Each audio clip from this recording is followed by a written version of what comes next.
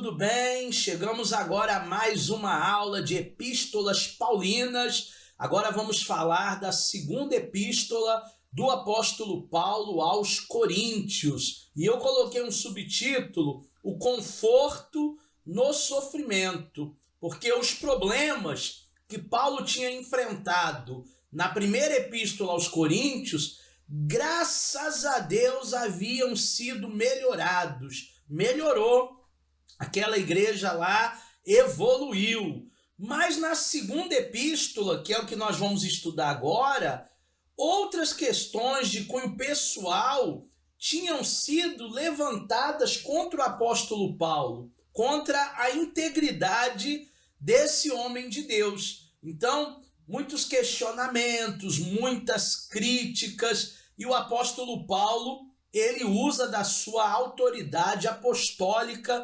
nessa epístola. Paulo, ele ficou magoado com as críticas injustificadas, porque uma coisa é alguém te criticar, é alguém falar algo com propriedade, outra coisa é levantar calúnias. E ele, em resposta, vai detalhar todo o seu sofrimento desde o início, desde a mudança de Saulo para Paulo, por causa do evangelho. Então é por isso que nós colocamos um subtítulo aí em 2 aos Coríntios do conforto no sofrimento. Falando um pouco sobre autoria e data, o autor, você já sabe, por ser uma epístola paulina, só pode ter sido Paulo.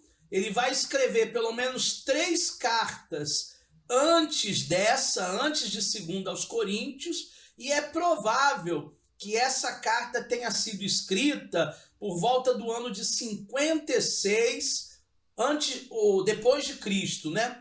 Um ano ou perto disso, né? Depois da primeira carta aos Coríntios. Vamos fazer um esboço dessa segunda carta aos Coríntios? Nós temos no capítulo 1, verso 1, até o capítulo 2, versículo 13, a introdução. O que ele fala na introdução? Ele dá a saudação inicial e ele fala sobre a ação da graça dentro da igreja. Depois nós temos o ministério na nova aliança, que vai do capítulo 2, versículo 14, até o capítulo 7, versículo 16. E aí nós temos, né, graças a Deus aqui, em 2 aos Coríntios, o efeito do ministério de Paulo, a nova aliança revelando a glória de Deus. As boas novas de Deus são sempre oferecidas para a vida das pessoas. Nós temos Paulo sendo renovado para o futuro. Nós temos a mensagem da reconciliação. Deus deu um ministério para Paulo, que é o ministério da reconciliação. Nós temos um desafio de ser puro e santo, e a alegria de Paulo no arrependimento da igreja de Corinto. Depois nós vamos ter, a partir do capítulo 8 até o capítulo 9, verso 15, as instruções para uma doação generosa. Tem gente que até dá, mas não dá com alegria. Tem gente que até faz, mas não faz com desprendimento. Faz por uma obrigação. E aí nós temos a orientação acerca das doações generosas, os colaboradores de Paulo para a coleta de Jerusalém e o resultado de uma vida generosa, o resultado da generosidade. E a partir do capítulo 10, verso 1, até o capítulo 12, verso 10, existem aqueles questionamentos do ministério de Paulo. Então Paulo, ele defende a sua autoridade apostólica, ele faz uma advertência também para os falsos mestres que estavam ali incitando o coração do povo, estavam no meio da igreja. Paulo se vangloria das fraquezas e do poder de Deus. Então esse esboço aí mostra para nós que, apesar de ser questionado, o apóstolo permaneceu firme. Existem alguns temas essenciais na carta, na epístola de 2 aos Coríntios. O primeiro é a consistência de Paulo. Um homem de Deus, ele deve ser consistente. Ele tem que ter consistência no seu plano, ele tem que ter consistência na sua pregação e ele tem que ter persistência ou consistência na paciência.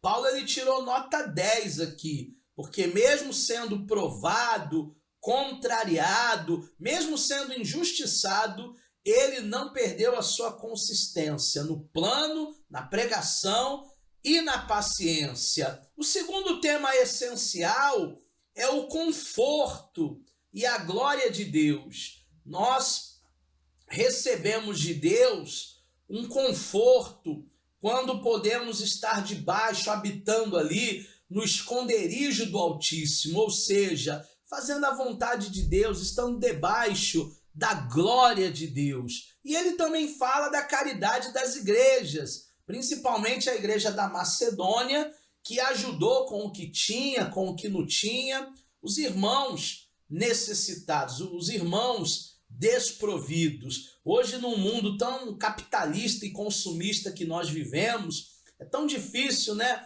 A gente vê pessoas caridosas que pensam a dor do outro e que têm apatia, né? Ou empatia, digamos assim, com a dor do próximo. Nós conseguimos pensar aqui alguns temas, né, relevantes para hoje.